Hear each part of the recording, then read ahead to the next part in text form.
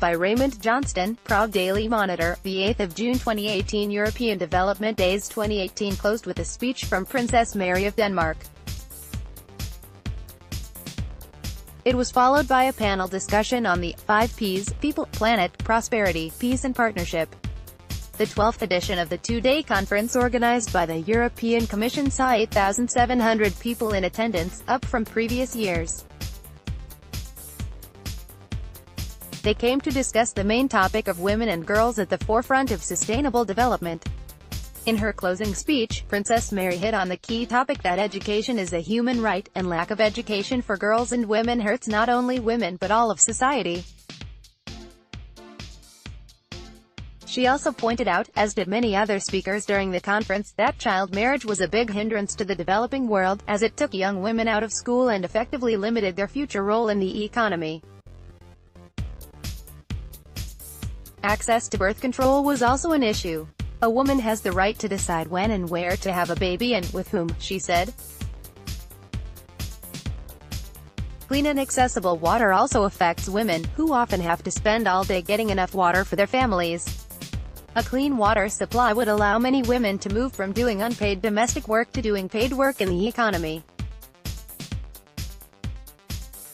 Women's economic empowerment is essential for the sustainable development of the planet, she said.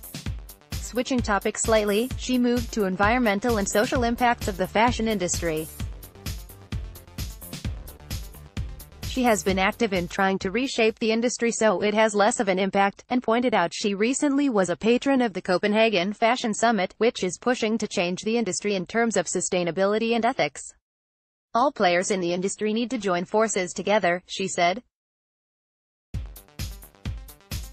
In conclusion, she repeated a comment made previously by French President Emmanuel Macron: "There is no planet B." Before the conference ended, European Commissioner Neven Mimica met with the press.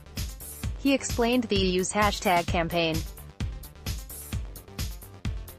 He said the people often use the idea of gender equality and women's rights interchangeably, but the EU aims to show that gender equality is something that affects and can benefit everybody, and is not just for she but for all of us.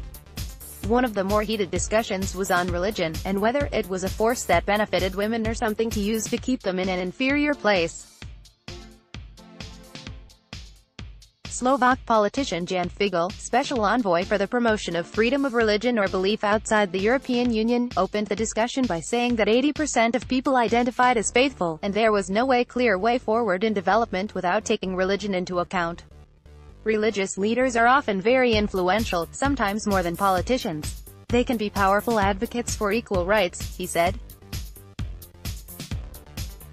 Those who said religion holds women back said that it was often used to institutionalize patriarchal structures, but nothing in the religions actually called for that. It was all just interpretation.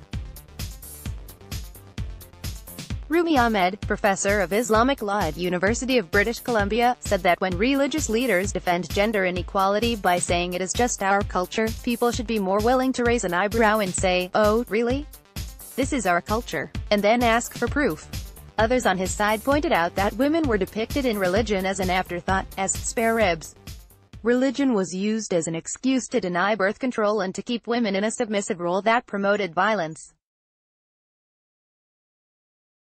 The situation was worse in relation to the LGBT community. On the pro side, Nazila Naya, associate professor in international human rights law at University of Oxford, said, "Religion has been the key stimulus for equality, fairness and respect." The audience was not swayed though. People used a phone app to vote before and after the discussion on whether religion was good for gender equality. At the start 63% said no and 37% yes. After it shifted to 64.3% no and 35.7% yes. Other panels focused on preventing violence against women and girls, women as agents of change, eradicating gender-based violence in emergencies and empowering women and girls for a thriving rural economy. Another main part of the European Development Days was a space for NGOs to present their efforts and network. A key message from the conference was that the EU needs to approach developing nations as a partner and listen. Who are we to pretend that we're right on everything? President of the European Commission Jean-Claude Juncker said when the conference opened.